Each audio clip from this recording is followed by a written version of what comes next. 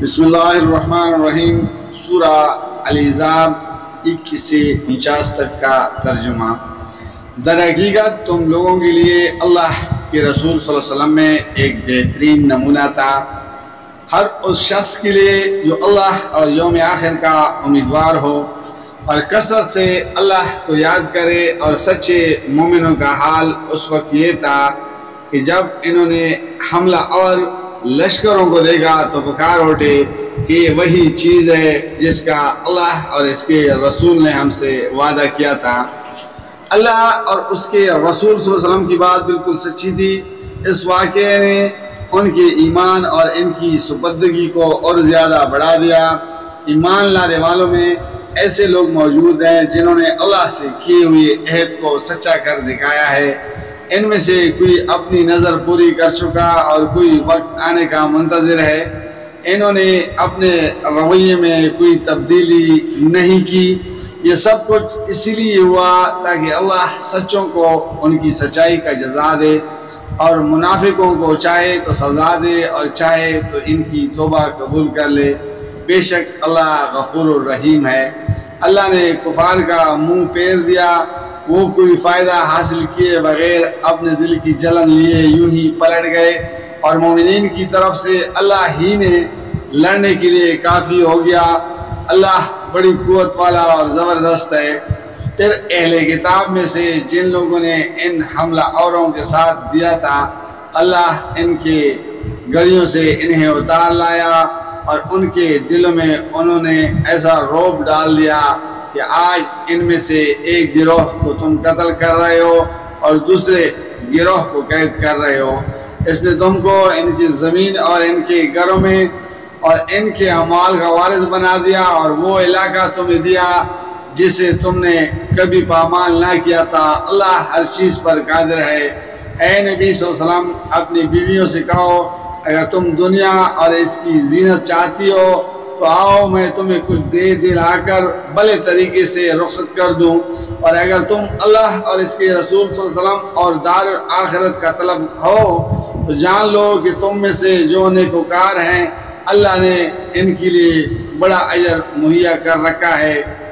نبی صلی اللہ علیہ وسلم کی بیویوں، تم میں سے جو کسی صریح فحش حرکات کا ارتکاب کرے گی اسے دوہرا عذاب دیا جائے گا۔ اللہ کے لیے یہ بہت آسان کام ہے۔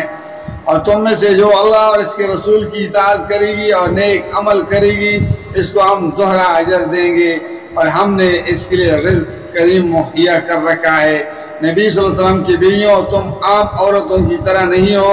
اگر تم اللہ سے ڈرنے والی ہو تو دبی زبان سے بات نہ کیا کرو کہ دل کی خرابی میں مبتلا کوئی شخص لالچ پڑ جائے، بلکہ صاف سیدھی بات کرو، اپنے گھروں میں ٹک کر رہو اور سابق دور جاہلیت کی سج دج نہ دکھاتی پھرو، نماز قائم کرو، زکوٰۃ دو اور اللہ اور اس کے رسول صلی اللہ علیہ وسلم کی اطاعت کرو۔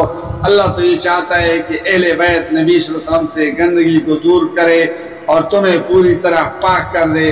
یاد رکھو اللہ کی آیات اور حکمت کی باتوں کو جو تمہارے گھروں میں سنائی جاتی ہے، بے شک اللہ لطیف اور باخبر ہے۔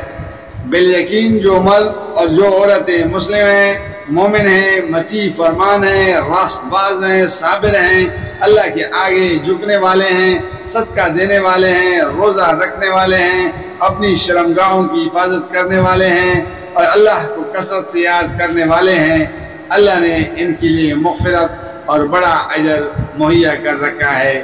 کسی مومن مرد اور کسی مومن عورت کو یہ حق نہیں ہے کہ جب اللہ اور اس کا رسول صلی اللہ علیہ وسلم کسی معاملے میں کا فیصلہ کر دے تو پھر اس سے اپنے اس معاملے میں خود فیصلہ کرنے کا اختیار حاصل رہے، اور جو کوئی اللہ اور اس کے رسول صلی اللہ علیہ وسلم کی نافرمانی کرے تو وہ صریح گمراہی میں پڑ گیا۔